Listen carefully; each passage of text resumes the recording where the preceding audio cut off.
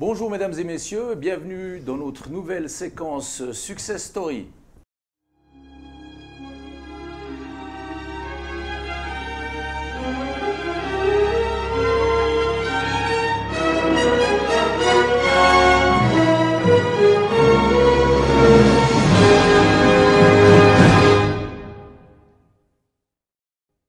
Nous avons le plaisir d'accueillir aujourd'hui le maire de la commune jurassienne de Courandlin, Monsieur Joël Bourcalter. Monsieur le maire, merci d'avoir répondu favorablement à notre invitation. Pouvez-vous, s'il vous plaît, vous présenter et donner quelques mots sur votre commune? Déjà, merci pour l'invitation et tout d'abord, bonjour. Donc, je suis le maire de la commune de Courandlin. J'exerce ma fonction depuis maintenant bientôt 3 ans, avec à peu près un passé de 10 ans d'exécutif. Donc, la commune de Courandlin est une relativement grande commune pour le canton du Jura. Elle comporte à peu près 3600 habitants et nous venons de fusionner avec deux communes voisines. Donc, tout se passe bien. C'est une commune en plein développement avec passablement d'activités au niveau des sociétés. Donc, c'est une commune très dynamique. Cela fait maintenant quelques mois que vous utilisez notre plateforme. Vous êtes parmi nos premiers clients jurassiens. Est-ce que vous pouvez nous donner un bref retour sur ces premiers mois d'expérience? Oui, alors ce qu'il faut savoir, c'est que nous avions déjà été confrontés à une première mouture du logiciel qui s'appelait eVisa. Et le fonctionnement de cette application nous a totalement conquise. Et puis, bien évidemment, que nous avons migré sur e-séance, chose qui nous permet maintenant d'être beaucoup plus efficaces au niveau de la tenue de nos conseils communaux. Justement, à ce sujet, comment estimez-vous aujourd'hui cette amélioration au niveau de vos conseillers communaux?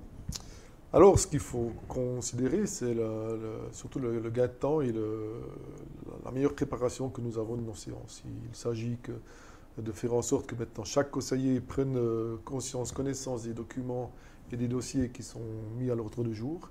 Donc, comme nous rencontrons le lundi soir, nous siégeons le lundi soir pour les séances de conseil communal, le contenu de la séance est déjà disponible à partir de jeudi. Et chaque conseiller communal a le devoir et la responsabilité de prendre connaissance de ces documents et de préaviser ses décisions. Ce qui a pour effet, bien entendu, de raccourcir drastiquement les durées du conseil communal. Et ça nous permet d'être beaucoup plus efficients et beaucoup plus courts dans les prises de décision de la tenue des séances du conseil. Justement, à ce sujet, avez-vous quelques chiffres à nous donner? Combien de temps duraient vos séances avant? Combien de temps est-ce que vous avez des séances toutes les semaines? Ou avez-vous réussi à diminuer, j'imagine, le temps de vos séances? Mais est-ce que vous en gardez toujours une par semaine? Oui, alors bien sûr, on garde toujours une séance par semaine. On peut considérer qu'on gagne à peu près une heure de séance par session depuis lors que nous travaillons avec ce logiciel. Mais il est difficile d'estimer le temps du fait que l'actualité et le nombre de sujets sont toujours très variables. Okay. Mais il est considérable, le temps gagné est considérable. Ok. Donc je comprends bien que ça a facilité la tâche de vos conseillers communaux. Qu'en est-il maintenant au niveau du secrétariat?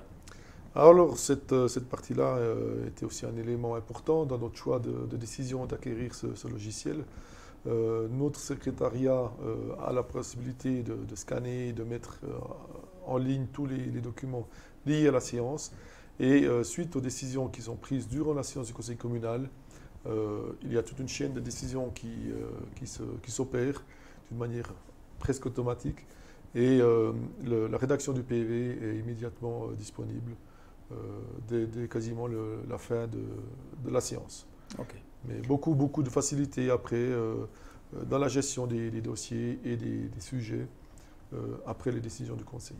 Donc justement, je me suis laissé dire par plusieurs de vos collègues suisses romans même qu'il est facile de tenir un PV de séance. Par contre, il est plus difficile d'en assurer le suivi et également la gestion des tâches. Donc dans quelle mesure utilisez-vous également e-séance pour le suivi et la gestion des tâches? Donc précisément, donc la gestion des tâches est assurée. Nous pouvons établir un suivi et de faire des délégations soit aux différents services, soit aux conseils communaux en charge des dossiers, respectivement à l'administration pour donner réponse aux sollicitations que nous pouvons avoir de différents... Dans les sujets d'actualité, suite à la décision du Conseil fédéral du 16 mars d'interdire toute manifestation de plus de 5 personnes, j'imagine que vous avez également été perturbé dans la tenue de vos séances de conseil. Arcionet a travaillé immédiatement d'arrache-pied pour intégrer une fonctionnalité qui est la visioconférence. L'avez-vous utilisée? Oui, bien évidemment. On tenait aussi à remercier Arcionet de la réactivité par rapport à la situation. Donc, il s'agissait pour le conseil communal de maintenir ces séances de conseil et de gérer l'actualité en tout temps. Donc il y avait beaucoup de choses qu'il a fallu mettre en place. Et toutes les séances du conseil communal jusqu'à présent, depuis le 16 mars, ont été tenues au moyen de la visioconférence que vous avez mis en place. Donc il était très pratique de poursuivre nos activités, le fonctionnement du conseil communal. Et c'est quelque chose qui est actuellement encore très utilisé quotidiennement. Nous allons progressivement, effectivement, reprendre maintenant la tenue des séances d'une manière physique. Mais voilà, c'était quelque chose vraiment qui était très fonctionnel. Et il fallait aussi remarquer la grande, comment dire, sagesse et l'ordonnance des séances de conseil. Donc tous les conseillers communaux se sont très très bien disciplinés avec ce nouveau moyen de tenir les séances. Vous m'avez même cité hors antenne un exemple particulier, que vous travaillez avec un architecte français et vous avez même réussi à l'intégrer dans vos séances de conseil. Est-ce que vous pouvez nous en dire quelques mots? Oui, évidemment. Là, nous avons un grand projet que nous conduisons actuellement pour l'extension des bâtiments scolaires.